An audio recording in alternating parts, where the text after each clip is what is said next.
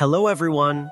Welcome to Vibrant Middle Age Podcast. Today, we're discussing a topic that many of you have been asking about, smartwatches and running apps, how to choose and use them effectively. Yes, we see so many middle-aged runners wondering which smartwatch to buy and how to make the most of running apps. It can be quite overwhelming with all the options available. Exactly. Many people in their 40s and 50s are asking, do I really need this, or which one should I buy? Today, let's talk about this in a practical, stress-free way. That's right. We've been getting a lot of questions in our running community about smartwatches. Is it really necessary? Which one should I buy? How do I use it effectively? These are common concerns. The truth is, you don't need a smartwatch to run. But if used properly, it can be really helpful. Today, let's discuss what benefits it offers and how to choose the right one. So let's start by comparing smartwatches, shall we? Great idea. There are three main types: Garmin, Apple Watch, and Galaxy Watch. Each has different characteristics. What are the differences? Garmin is specialized for running. It has long battery life and provides very detailed running data analysis. Heart rate, pace, cadence, even running posture analysis. However, it's limited in everyday smart features and has a sporty design that might feel awkward for daily wear. So Garmin would be good for people who focus only on running. Yes, exactly. It's especially useful for people who want to improve their running performance. You can see data and think, oh, so this is how I've been running. What about Apple Watch? Apple Watch is very convenient for iPhone users. It has a nice design that works well in daily life, and smart features like calls and message notifications work well. However, the battery life is short, which can be insufficient for long-distance running, and the running data is at a basic level. So Apple Watch would be good for people who consider both daily life and running. Yes, especially for iPhone users. You can do everything with one device, both for running and daily life. What about Galaxy Watch?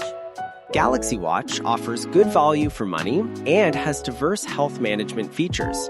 It has body composition measurement and blood pressure features, which is great for people interested in overall health management.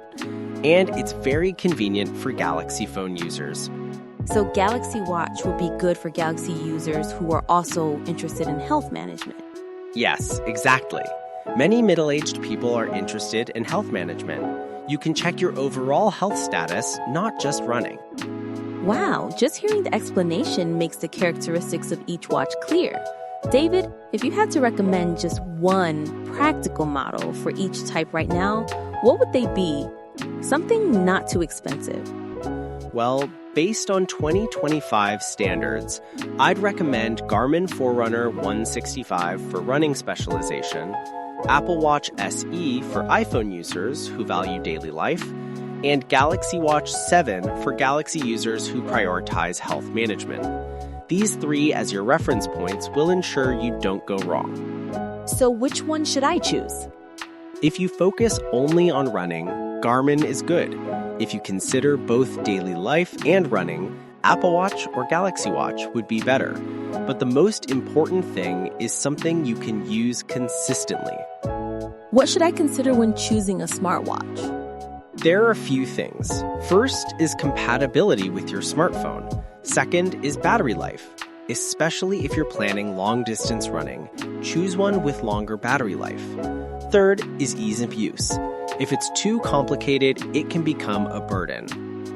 That makes sense. What about apps? Which ones should I use? Each watch has its own basic app. Garmin provides very detailed running data analysis. Apple Watch is simple and intuitive, and Galaxy Watch lets you see both health management and running together. Is the basic app enough? Yes, the basic app is sufficient. Actually, using too many apps can make things more complicated.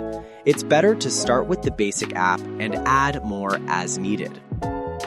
What app do you recommend for beginners? For beginners, I recommend Nike Run Club. It provides English voice coaching, encouraging you with phrases like great pace or keep it up. It's really helpful. That sounds great for people who find it hard to run alone. Yes, especially for beginners. It can feel overwhelming to run alone, but with voice coaching, it feels like you have a trainer beside you. Can I use it without a smartwatch? Yes, a smartphone alone is sufficient. A smartwatch just adds convenience. It's not essential. For beginners, I recommend starting with smartphone apps first. So it's better to experience smartphone apps before buying a smartwatch. Yes, that's a really good approach. Get familiar with running through smartphone apps, and when you feel you really need it, then buy a smartwatch. That's a wise choice. But relying too much on data could cause stress, couldn't it? That's a really important point.